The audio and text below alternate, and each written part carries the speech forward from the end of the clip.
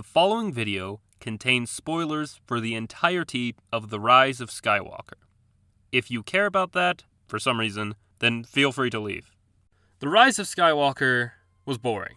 It wasn't a disappointment, and it wasn't a mess. Well, not entirely, at least.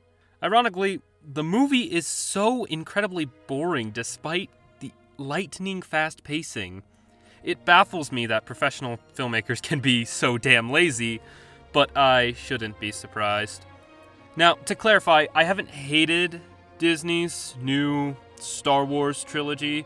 In fact, I actually enjoyed The Last Jedi, which is a different debate entirely, but it should stand that I have at least appreciated some of the new films, which makes The Rise of Skywalker's poor quality all the more baffling.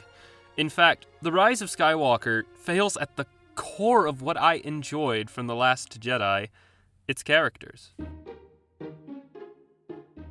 For a moment, let's contrast the best characters from both The Last Jedi and The Rise of Skywalker. For The Last Jedi, we have Luke, who begins as a reluctant, senile old man. He denounces both the Jedi and their mythical status, but his interactions with Rey and the new Resistance transform him and help him accept the significance of his mythical status. Luke's change in the film is so clear and develops, plus it's the most interesting aspect of The Last Jedi.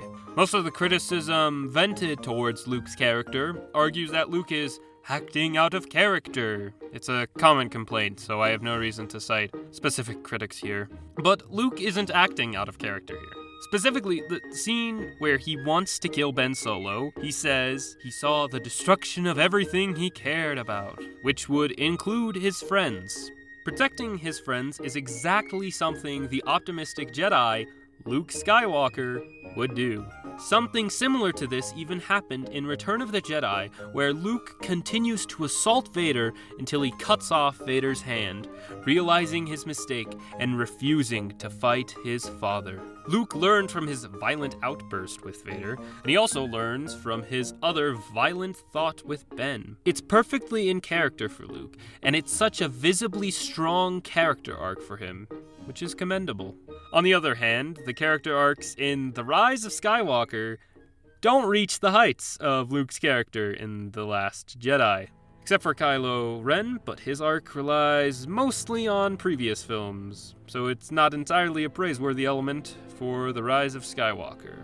The best arc that the film has, then, is Rey's, but her arc has character moments that are far too similar to Luke's character moments in both Empire Strikes Back and Return of the Jedi. The similarities start with Rey's lineage. Both Luke and Rey learn that they descend from powerful Sith Lords. They both are outraged. They both confront the Emperor, even more unoriginal.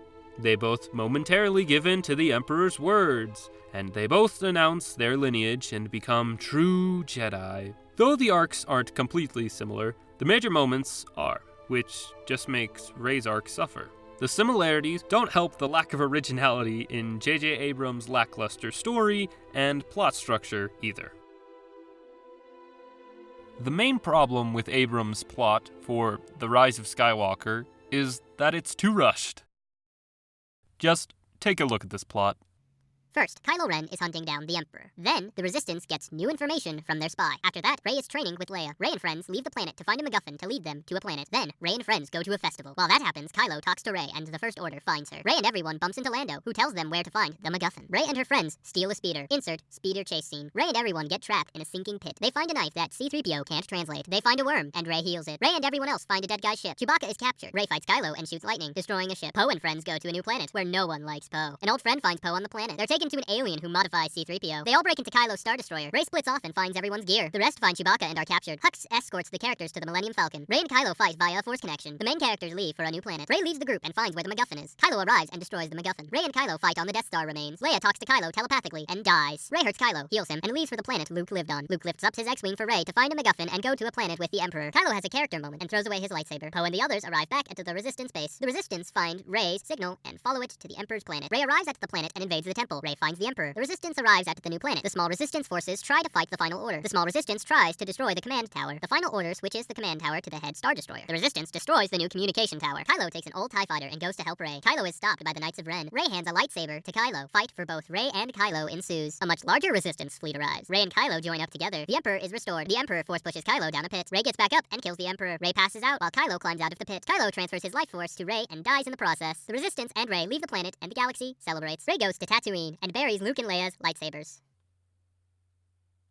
That plot is a fucking mess. And despite how bloated the plot is, the movie is still boring. I definitely did not care about the characters throughout the movie because the film decides to focus on the plot and its rushed conclusion, both of which aren't satisfying. The conclusion is so lackluster because the film and the trilogy as a whole lack vision. Disney clearly did not plan out overarching elements for the whole trilogy, and the lack of planning is very evident in the rise of Skywalker's bland, boring conclusion. The whole movie rushes to a conclusion that attempts to create cohesion among the three movies, but instead, The Rise of Skywalker just tosses aside its characters in favor of blatant fan service, like The Emperor's Return. The fan service doesn't even set up unique or interesting character moments, which is the most disappointing part. Because the characters in The Last Jedi were the most interesting part. Even still, John Williams' score is as amazing as always, and some of the action is alright. And like I mentioned before, Kylo Ren's character arc is rather good. I mean, don't get me wrong, it's the same character arc as Vader, but it's still good. And even though it relies on the past films, it still results in a satisfying ending, at least in this movie. Overall, the trilogy was alright. I'd say The Force Awakens for me is a 6 out of 10. The Last Jedi is a 7 out of 10, and this film is a 4 out of 10. Disney didn't do a horrible job, but it's definitely a prime example of bad planning and corporate greed. Rogue One sucks, though. I hate Rogue One. Hey everyone, thank you so much for watching. If you hated this video, maybe you should consider leaving a dislike and subscribing. Just to unsubscribe, of course. You could also leave a comment below if you want to complain about my opinion. Maybe it could give you a little catharsis. Anyway, I may be cynical, but I wish you the very best.